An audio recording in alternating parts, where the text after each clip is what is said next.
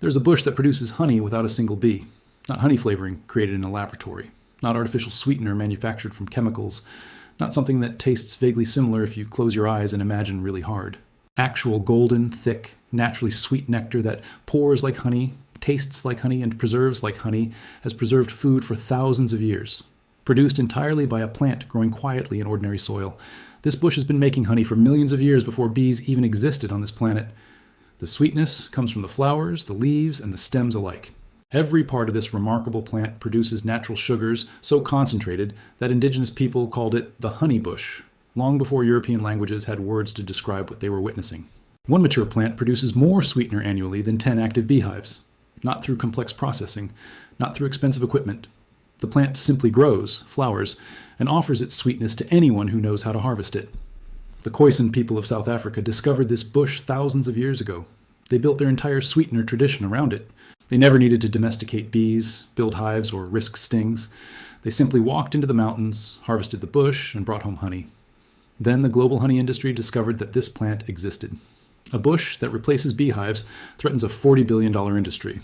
A plant that anyone can grow in their backyard eliminates dependence on commercial honey operations. A sweetener that requires no bees, no equipment, and no expertise transfers power from corporations to gardeners. The industry did what industries always do when threatened. They ignored it publicly while suppressing it quietly. They funded no research. They promoted no awareness. They allowed this bush to remain virtually unknown outside its native range. Meanwhile, a single plant kept producing sweetness equivalent to 10 beehives, year after year, decade after decade, waiting for the world to remember what the Khoisan never forgot. This plant is honeybush, Cyclopea species, the forgotten sweetener that makes bees unnecessary. Today, we are opening the file on the bush that produces honey without bees, the indigenous knowledge that corporations hoped would stay buried, the simple cultivation that threatens complex industries, and the economics that explain why you have never heard of it. If this matters to you, subscribe and hit the bell. The file is open. The honeybush grows wild in the mountains of South Africa's western and eastern Cape provinces. It thrives in fynbos, the unique shrubland ecosystem found nowhere else on Earth. The soil is poor, the summers are dry, the conditions would kill most cultivated plants. But honeybush evolved here over millions of years, developing the concentrated sweetness that makes it remarkable. The genus Cyclopea contains over 20 species, each producing varying levels of the honey-like compounds. Cyclopea intermedia, Cyclopea subternata, and Cyclopea genistoides are the most prized for sweetener production. Local harvesters know exactly which species produce the richest golden syrup. The name honeybush comes directly from the experience of encountering it. Crush a leaf and smell honey. Brew the stems and taste honey. Process the flowers and pour liquid that looks exactly like what bees produce. The plant earned its name through simple observation, repeated over countless generations. The Khoisan people, the indigenous inhabitants of southern Africa, used honeybush for thousands of years before any written records existed. They harvested it from wild stands in the mountains. They dried it for storage. They brewed it for sweetness and wellness support during harsh seasons. This knowledge passed from generation to generation through oral tradition. The locations of the best honeybush stands were family secrets. The optimal harvest times were carefully observed and remembered. The preparation methods were refined over centuries of practice. When Dutch colonizers arrived in the 17th century, they observed the Khoisan using honeybush, but largely dismissed it as primitive. They brought European bees instead, establishing the honey industry that would eventually dominate South African sweetener production. The indigenous knowledge was not lost, but it was marginalized. Honeybush retreated to rural communities and traditional practitioners. The commercial economy moved toward bee honey, imported sugar, and eventually artificial sweeteners. But the bush kept growing in the mountains. It kept producing sweetness without any human intervention. It kept waiting for rediscovery. The science of honeybush sweetness reveals why it genuinely rivals bee honey. The plant produces a complex mixture of natural sugars, primarily pinnitol and various polyphenols, that register as intensely sweet on human taste receptors. These compounds concentrate in the leaves, stems, and flowers throughout the growing season. Research conducted at Stellenbosch University in South Africa analyzed honeybush composition extensively. The studies found that properly processed honeybush produces syrup with sweetness levels comparable to commercial honey. The flavor profile differs slightly, but falls within the range that consumers recognize as honey-like. The sweetening compounds in honeybush remain stable through processing. Unlike some plant sweeteners that degrade with heat or time, honeybush maintains its sweetness through drying, brewing, and concentration. The resulting syrup stores indefinitely without refrigeration, exactly like bee honey. Additional research published in the Journal of Agricultural and Food Chemistry documented over 40 distinct compounds contributing to honeybush's flavor and sweetness profile. The complexity rivals honey's famous complexity. No single compound dominates. The sweetness emerges from the interaction of dozens of natural chemicals. The antioxidant content of honeybush exceeds many commercial honeys. Studies comparing polyphenol levels found honeybush syrup containing higher concentrations of beneficial compounds than typical clover or wildflower honey. The health angle adds value beyond simple sweetness. Perhaps most significantly, honeybush contains no compounds that cause the allergic reactions some people experience with bee products. No bee proteins, no pollen traces, no propolis residues. People who cannot consume bee honey due to sensitivity can often enjoy honeybush syrup without problems. The science validates what the Khoisan knew through generations of observation. This bush produces legitimate honey without any bee involvement. The economics of honeybush versus bee honey explain the industry silence. A commercial beehive costs between $200 and $500 to establish. Equipment, protective gear, and ongoing maintenance add hundreds more annually. Disease management, winter feeding, and queen replacement create unpredictable expenses. Most hobby beekeepers spend over $1,000 before harvesting their first jar. One honeybush plant costs between $5 and $20 from specialty nurseries. It requires no equipment beyond basic gardening tools. No protective gear against stings, no medication against diseases, no supplemental feeding during difficult seasons. The plant simply grows. A productive beehive yields perhaps 60 pounds of honey annually under optimal conditions. Many backyard hives produce far less. Commercial operations achieve higher yields through intensive management, but that management requires expertise and labor. A mature honeybush plant produces harvestable material equivalent to over 100 pounds of sweetener annually when properly processed. The yield increases for several years as the plant matures. Multiple harvests per season are possible without damaging plant health. The comparison devastates commercial honey economics. Startup cost, beehive system versus single plant. $500 versus $10. The plant wins by a factor of 50. Annual maintenance, beehive versus honeybush, hundreds of dollars versus essentially zero.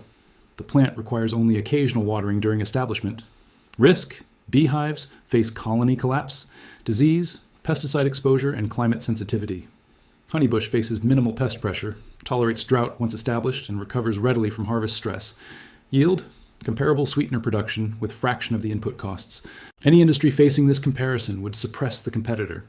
The honey industry is no exception. The cultivation of honeybush is remarkably simple compared to beekeeping. The plant grows as a perennial shrub reaching 4 to 6 feet in height at maturity. It prefers acidic soil similar to what blueberries and azaleas require. In alkaline areas, simple amendments like sulfur or peat moss create suitable conditions. Honeybush tolerates poor soil that would starve most garden plants. The fynbos, where it evolved, naturally contains almost no nutrients. The plant actually struggles in rich garden soil, producing excessive leaf growth at the expense of the sweet compounds. Benign neglect produces better results than careful fertilization. Water requirements are minimal once established. Honeybush evolved in Mediterranean climate with dry summers. It stores water in its root system and tolerates extended drought. Overwatering causes more problems than underwatering, making it ideal for gardeners who forget to irrigate. The plant handles cold surprisingly well for a South African native. Most Cyclopia species survived temperatures down to 20 degrees Fahrenheit without protection. Gardeners in USDA zones 8 through 11 can grow honeybush outdoors year-round. Colder zones can grow it in containers brought indoors for winter. Propagation from seed is straightforward but requires patience. Seeds benefit from smoke treatment or scarification to break dormancy, mimicking the natural fire cycles of fynbos ecosystems. Germination takes several weeks, and seedlings grow slowly in their first year. Propagation from cuttings produces faster results. Semi-hardwood cuttings taken in late summer root reliably with basic rooting hormone treatment. Rooted cuttings establish more quickly than seedlings and reach productive maturity sooner. Most gardeners start with purchased plants and expand through their own cuttings once they understand the process. One initial plant becomes 10 within a few years, then 50, then unlimited supply. The harvest and processing of honeybush for sweetener requires no specialized equipment. Harvest the leaves, stems, and flowers when the plant is actively growing. Late spring through summer provides the highest sugar concentration. Cut stems back by 1/3 to 1/2, leaving enough growth for the plant to recover quickly. The traditional Khoisan method involved bundling cut material, bruising it slightly to release internal compounds, then leaving it to oxidize and dry in the sun. This fermentation process converts some compounds and develops the characteristic honey flavor. Modern small-scale processing follows similar principles. Chop harvested material coarsely, spread it in thin layers on screens or trays, Allow it to wilt and begin fermenting for 24 to 48 hours. Finish drying in a warm location with good airflow. The dried material stores indefinitely in airtight containers away from light. It forms the base for honeybush tea, which itself provides sweetness, but the real honey substitute requires one additional step. To produce syrup, simmer dried honeybush in water at a ratio of roughly 1 part plant material to 4 parts water. Maintain gentle heat for 1 to 2 hours, allowing the sweet compounds to extract fully. Strain the liquid and continue reducing over low heat until it reaches syrup consistency. The resulting golden syrup pours and tastes remarkably like authentic bee honey. It substitutes directly in any recipe calling for honey without altering the final result. It stores at room temperature for years without spoiling or crystallizing. One harvest produces enough syrup for a typical family's annual sweetener needs with surplus to share. The process requires only a pot, strainer, and heat source. No centrifuge needed, no extractor required, no specialized beekeeping equipment whatsoever. Anyone with a kitchen can produce honey without ever approaching a bee. The global honey industry operates on assumptions that honeybush threatens directly. The industry tells consumers that honey requires bees, and bees require expert management. This narrative justifies premium pricing and positions commercial producers as essential intermediaries between nature and the breakfast table. Honeybush demolishes this narrative. It proves that sweetness comparable to honey can come from a bush in the backyard. It demonstrates that beekeeping expertise is unnecessary for honey production. It transfers control from industry to individual.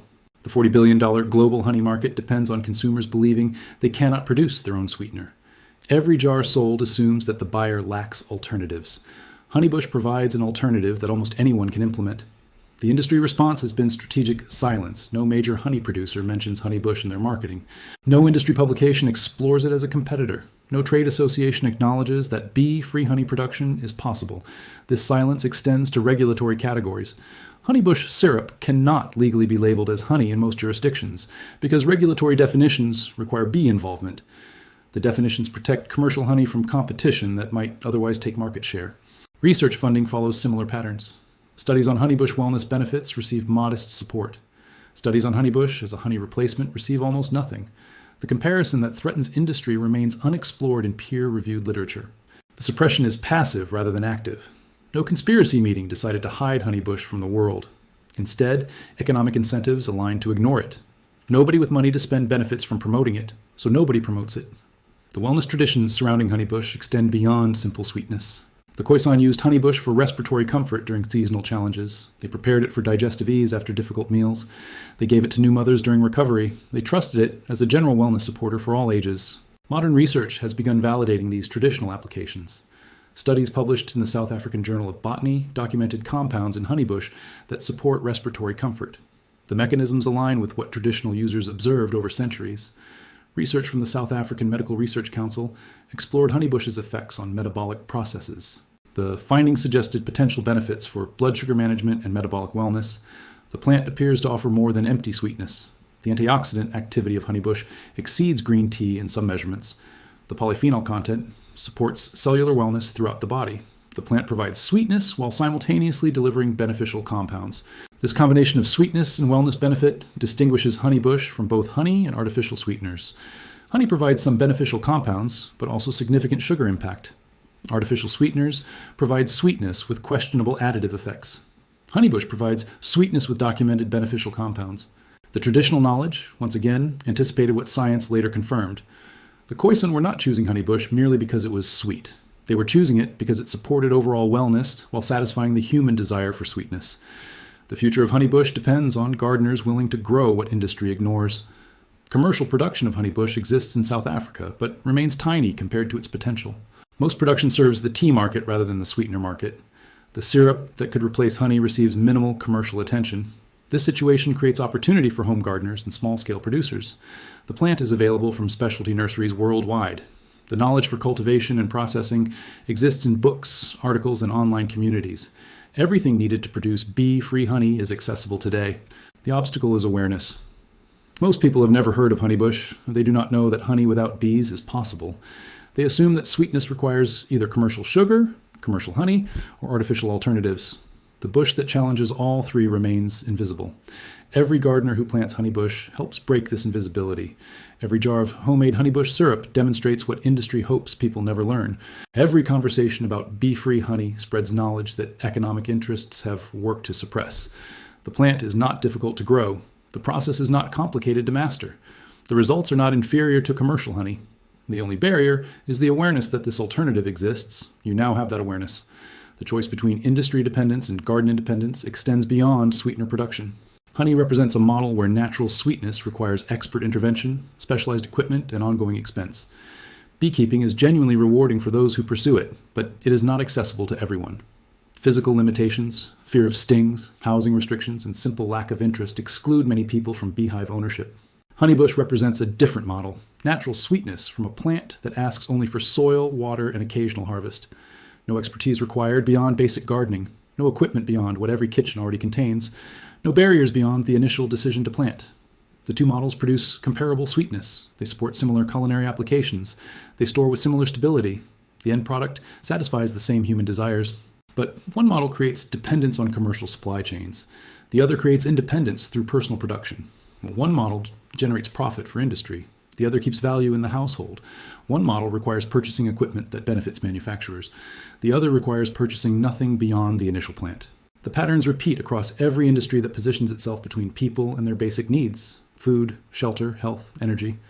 Industries convince people that professional intervention is necessary, then profit from the dependency they created. Honeybush represents a small but meaningful escape from one such dependency. A bush in the garden. Sweetness without industry. Honey without bees. The Khoisan understood this for thousands of years before industry existed to obscure it. They knew that the mountains provided sweetness freely. They knew that bees were unnecessary for honey. They knew what industry has worked to make us forget. One plant, one decision. One step toward independence that industry cannot prevent. The bush is waiting in nurseries and seed catalogs. The knowledge is available. The choice is yours. If this video helped you see what grows forgotten while industry profits, subscribe and hit the bell so you never miss what we uncover next.